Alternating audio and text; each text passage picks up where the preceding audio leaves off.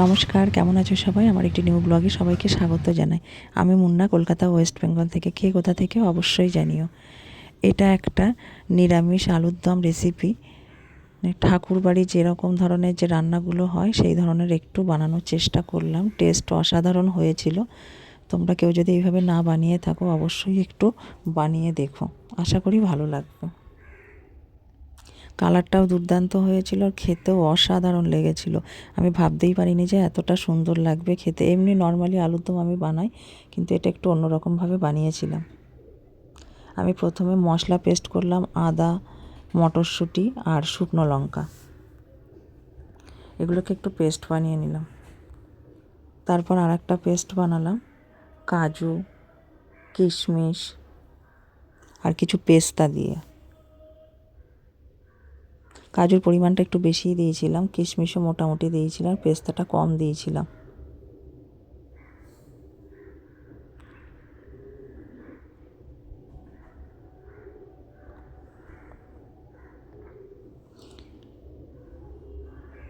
আর কিছু চাল মগজ দিয়েছিলাম, দিয়ে একটা পেস্ট করে নিলাম। আর আগে থেকে আমি আলুটাকে সেদ্ধ করে নিয়েছিলাম, খুব বেশি সেদ্ধ করিনি, মোটামুটি একটা সিটি মেরে নিয়েছিলাম। তারপরে আমি তেলের মধ্যে গোটা গরম মশলা আর গোটা জিরে ফোড়ন দিলাম, তেজপাতা ফোড়ন দিলাম, একটু শুকনো লঙ্কাও ফোড়ন দিলাম।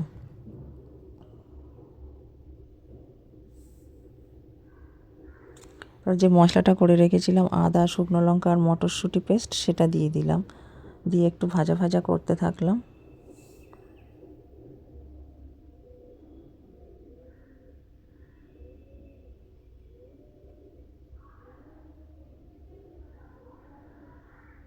এদিকে টমেটো পেস্ট করে রেখেছিলাম, টমেটো পেস্টটাও দিয়ে দিলাম।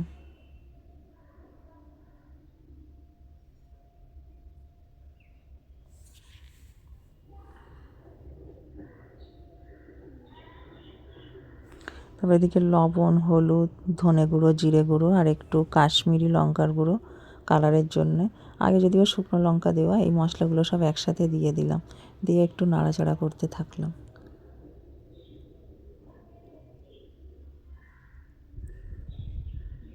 আমি মটরশুঁটি কিছু পেস্ট করেও দিয়েছি, আবার কিছু কাঁচা মটরশুঁটিও রেখেছিলাম, সেগুলোকেও দেবো।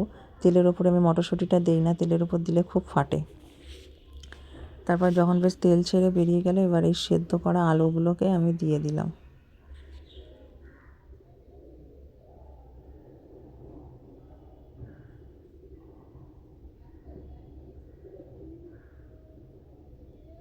আর মটরশুঁটিগুলোও দিয়ে দেবো, যেহেতু আমার আলুটা সেদ্ধ করা ছিল, বেশিক্ষণ কুক করতে লাগবে না, তাড়াতাড়ি হয়ে যাবে।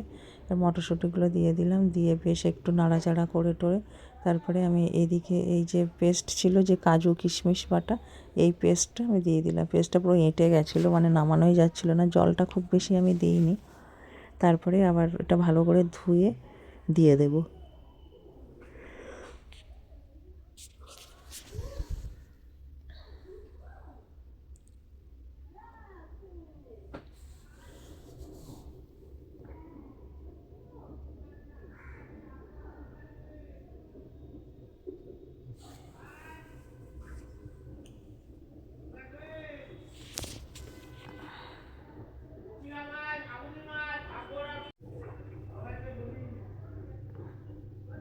কি সুন্দর লাগছে না? আর এত সুন্দর স্মেল বেরোচ্ছিল, এতগুলো মশলা পড়ে খুব সুন্দর একটা স্মেল বেরোচ্ছিল।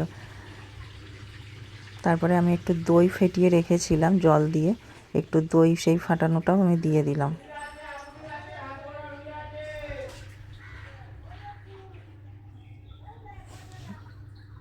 আর একটু নাড়াচাড়া করে আমি একটু জল দিয়ে দেবো, যেহেতু একটু মাখা মাখা গ্রেভি রাখবো।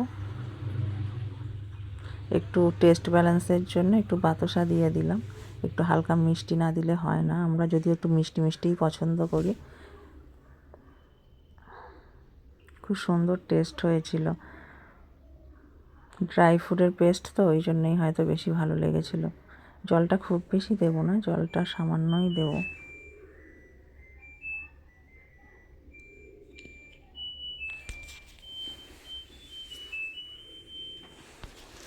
দিয়ে এই 2-4 মিনিট একটু ঢাকা দিয়ে রাখবো পুরো মশলাটা ঢোকার জন্যে।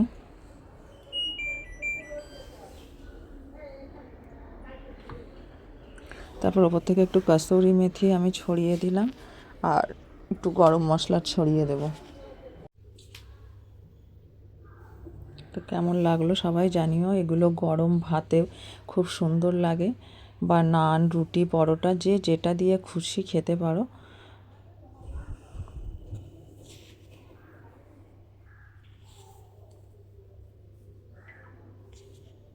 মানে ফ্রায়েড রাইসেও চলবে, পোলাওতেও চলবে, রুটি, পরোটা, নান, লুচি, আবার প্লেন ভাতেও চলবে।